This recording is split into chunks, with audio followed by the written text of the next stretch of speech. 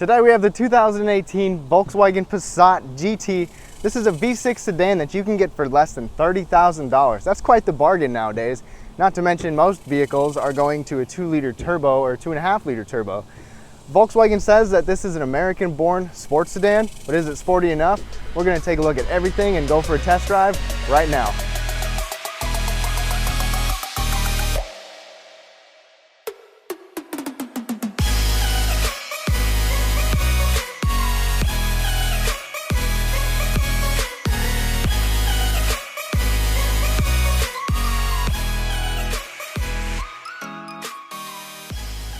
I want to give a big thank you to Volkswagen for sending this car to me to review for you guys. Let's get started. Thank you for tuning in, everybody, for this 2018 Passat GT review. So starting in the front, we get the R-Line Sport bumpers. Not to mention we get the GTI inspired red lining around the grille. And this is a glossy black grille. I do think it looks pretty good. I really like the black accents that we have on here. Not to mention we do have LED daytime running lights and LED headlights. The creases on the hood right there. Coming around that corner, we do get these 19-inch Tornado alloy wheels. 235 width tires are sitting on those. The GT fender badge right there. Not to mention the black mirror caps as well as the black side skirt right there. I really like these black accents that we have on the front, the back. We even have a black roof. I think the thing that could really top that black roof off is to actually make the pillars black from the hood all the way to the back. Now, since this is the GT, it's the sporty version of the Passat, we do have a sport tuned suspension with a lower ride height down by about 0.6 inches. We have front vented disc brakes in the front, and then in the back we have solid rear disc brakes. Like I was talking about, the black accents, we even have a little deck lid spoiler that's black right there. And even as we go back even further, we have LED taillights, the GT badging, and then we actually have a custom tuned dual exhaust, and I'll show you a clip of that in just a little bit. Since this is the GT model, we are missing a few features that you'll find on the SEL Premium, such as halogen fog lights, power folding memory mirrors, 18-inch Chattanooga wheels, rain sensing wipers, plus safety features like adaptive cruise, lane assist, and park pilot. I'd love to know what you all think of this Passat. Please leave your thoughts down below. Let's look at the trunk. Getting into the trunk of the Jetta, we do have a little touchpad underneath of there on this GT, and that'll give us 15.9 cubic feet. And this is a pretty good size opening. We do still have the exposed metal on both sides, but it really doesn't impede a whole lot. One thing I'm not a fan of is the battery's actually behind there, so that kind of cuts into some space, but there is a pretty good size pocket over on that right side. I would like to see some actual hooks in here. We have a couple little anchors on both sides, but there's not really any hooks for a grocery bag or anything, plus an anchor on both sides there. We have tabs to pull that seat down for a 60-40 split, and it's a pretty smooth transition going into the back. So the key fob for the Passat is the classic kind of flip the key open style. Remote start is available on the SEL Premium, as well as the hands-free trunk opening, but it is a smart key system with a touch sensor in the back to unlock it, and then to lock it, just put your finger on the lines like that.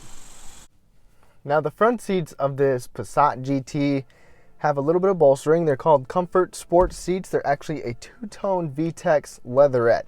So the inserts are gray, the outsides are darker, blackish, dark gray material, and they are fairly comfortable. They are 8-way power with lumbar support, and overall, this is pretty comfortable. This armrest on the door is comfortable. This armrest is soft enough. One complaint though is the steering wheel does have a good amount of travel in and out, both up and down, but I just wish it would come a little bit lower. It just seems to be kind of sitting up at an angle, even at its lowest setting. But other than that, I have good space at 5'9". I have the seat fairly far down, and I do feel like I'm sitting up a little high in the cab for being, you know, a sportier sedan. I can put a fist above my head, so that's always a plus. Typical hard plastic next to your front knee, but overall, pretty good place to be. Now we'll take a quick look at the interior before we go for a test drive. We do have a soft surface up above and where your arm will go down here, soft armrest, hard plastics elsewhere, but we do have all 4 automatic windows, a nice solid grab handle, a pretty big bottle holder with a decent sized storage compartment that goes a mysteriously long ways back. and I've been able to fit a good amount of stuff in there. Shut the door, not a bad slam, not quite as solid as that Jetta that I just reviewed, but taking a look at this interior, it's certainly not the most updated or modern looking, but it is practical and it is easy to get used to. So starting out with this steering wheel, this is leather wrapped. We do have controls for our cruise control and volume on the left, controls for our multi-function display there on the right. To start this thing up, foot on the brake, buttons right there. It actually has a nice little rumble to it for being just a regular V6 sedan. We'll take a look at the instrument cluster. As you can see, two big analog gauges on the sides with the little ones inside. Plus we have our multi-function display. Now you can get a premium colored multi-function display on the higher trims, but this is pretty basic and it's pretty pixely, honestly, and I've only driven this 26 miles so far, but when I go for the test drive, I will have driven it further, and I will update you on some updated miles per gallon. We do have rear traffic alert, blind spot monitoring, and our front emergency braking, all standard on this vehicle. As you can see, I can scroll through a decent amount of stuff, but it's just not very nice looking. Moving back, you will notice that this also is a flat bottom steering wheel, just like that last Jetta was that I reviewed. Light controls over there, and a really interestingly large compartment with coin holders, kind of a secret compartment there. Moving over across the dash, this dash is soft touch, big air vents right here, some little fake carbon fiber pieces running across. Some people don't like them, but depends what you think. It's just a trim piece. We do have a 6.3 inch touchscreen right here, and it does have proximity sensing, so get your hand close and the selections will pop up. It is easy to use. It's definitely not the most updated or modern looking. We do actually have volume and tuning knobs there, so that is always welcome. It does have Apple CarPlay and Android Auto standard as well. That's a plus. Moving down, we have our heated seat functions on the outside, plus dual zone climate control, which is standard on this vehicle, and it has worked well for me so far. Going down a little lower, we have a 12 volt, a USB, and an auxiliary port with a decent size cubby hole right in front of our 6-speed shifter that does have a leather boot, push button start, and you can put it all the way back into S mode, which does make it more aggressive for the transmission shifting, and I will go through that later. You can also tip it over and then shift your own gears, plus or minus right there. Going into reverse, of course, we get a backup camera, but these are not dynamic lines even when you turn the wheel, so it's just a standard screen like that. Coming back a little further, we do have a regular e-brake right here. No push button, no foot pedal, but these bottle holders are large and accommodating for my big bottle, both of them. In fact, this one is a little bit deeper than this one up here, just kind of the setback on a decline. This area right here does actually fit a wallet, an iPhone Plus, so something can stand in there without falling down. The armrest is a little bit firm, but it is a soft touch material. It does slide out like that, and then it opens up for one tier, which is actually pretty skinny but fairly deep, and there's a 12 volt power outlet down there as well. Going over to the glove box, it is lockable, it's soft opening, and it's illuminated. Pretty nice glove box for this segment. Overall, not a bad interior. These visors do have vanity mirrors and lights up above, and the entire visor will slide out. On this trim, we don't have the dimming mirror, but we do have the little flip switch in the back to access that. Sunglass holder does have a nice textured grippy liner on the inside, and it accommodates bigger glasses. Also, we have our moonroof control right there, which is kind of interesting. It's kind of a unique one. So you turn this dial, for example, let's say we just turn it one notch. That will open up just part way. Then if I want to turn it all the way or even just a little more, you can adjust how far it opens, which is actually kind of cool. Or you can push it up just to tilt it. And then just to turn it off, just like that. We don't have LED interior lights here, but you can control it when the doors open, turn them on with each button, just like that. In terms of visibility, turning around, visibility really isn't too bad for a sedan like this. That headrest is up right there, but you can lower that down. A window in the corner pocket by the pillar, not too bad at all.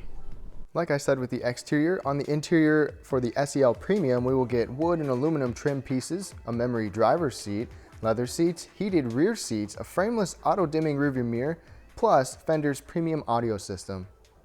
Now the back seat of the Passat, considering this is a midsize sedan, this is actually pretty spacious. I have a lot of room for my legs, pretty good amount of room for my feet, even with that seat fairly far down. Like I said, 5'9", sitting behind myself, no issues whatsoever. Over on the doors, we do have pretty much the same material on the upper, the armrest, same grab handle, and a pretty good sized bottle holder again. We also have rear air vents that you can actually close to, conserve some air if there's nobody back here. Otherwise, you can open them up and you get a pretty nice flow coming from those, and a USB port back here. We also do have this center folding armrest, which is soft. It does have 3 cup holders. And when I'm sitting up tall, I can sit up tall with no issues. My hair's not touching. I can put, my hand above my head. So there's a little bit of room. And if I move over to the middle does have a pretty good size hump in it, but I can sit here, sit up tall, and my hair is just barely touching it. Plus we have grab handles on both sides and a light right there in the middle. One more thing to mention is that these seats actually seem to be high enough up to give me a decent amount of thigh support. So that's nice, so your knees aren't way up into your chest.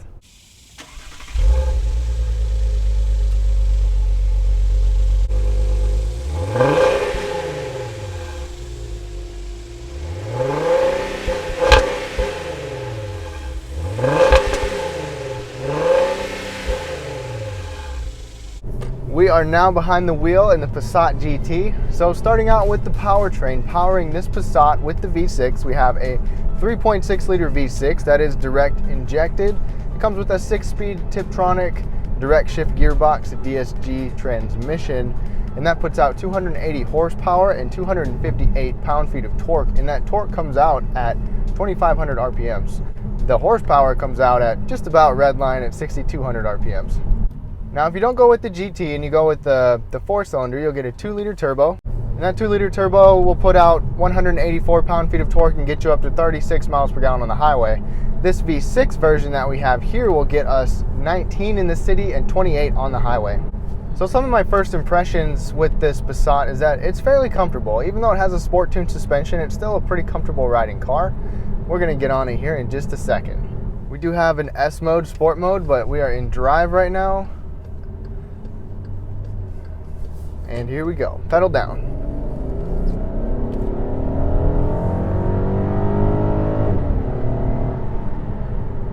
So it doesn't sound too bad for a V6 sedan, does it? It's definitely got more of a rumble than you would expect in some other sedans. Like I said earlier in the video, it has a custom tuned dual exhaust and it sounds pretty good. It's a pretty throaty growl, but when you're up to highway speeds and you're cruising, you don't notice it too much, so it's not obtrusive into the cabin.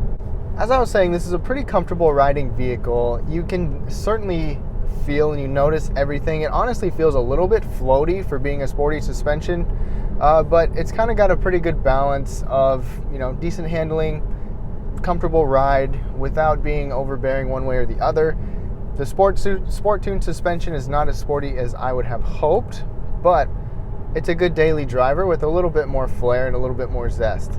Also with the noise, I did do a decibel meter on a louder road at 55 miles per hour and on the interstate, a smoother road at 75 miles per hour. Numbers will be on the screen.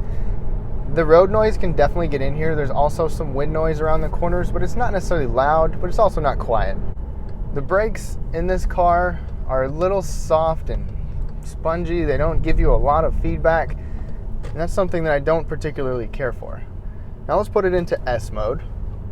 And right away, once we put it into S mode, the RPMs will stay higher. Throttle.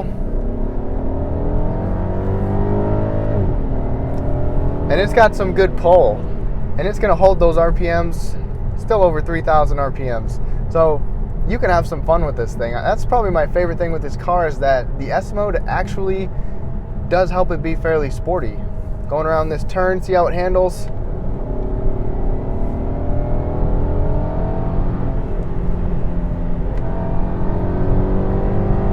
Not too bad. Obviously I didn't race around that corner, but it's a pretty fun car. I wish the steering was a little bit tighter. The steering's a little bit little bit loose, and there's definitely some lean in this car going around these turns. But I love the sound. I really love the sound.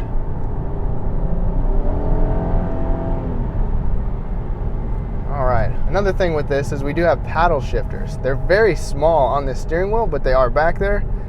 I'm gonna put it over into the plus and minus, and then you can shift with the lever or with your paddle shifters. So second gear, good pull. Third, fourth. All right, so it's got a pretty good pull at certain RPMs, but the paddles are not super quick enough to have some fun. As I was saying, some body roll in these turns, but it's definitely forgivable. Not bad at all. Still a fairly fun car that you can kind of toss around a little bit. All right, guys, thank you so much for watching. I hope you enjoyed this video. Let me know what you think of this Passat GT down below. Is it sporty enough for you? What do you think? It's a fairly fun car. There's a lot to like about it, but it could use some updates. There's definitely some things that it could get better at as well. So leave your thoughts down below. It was comfortable. I enjoyed it, and I'll see you guys next time.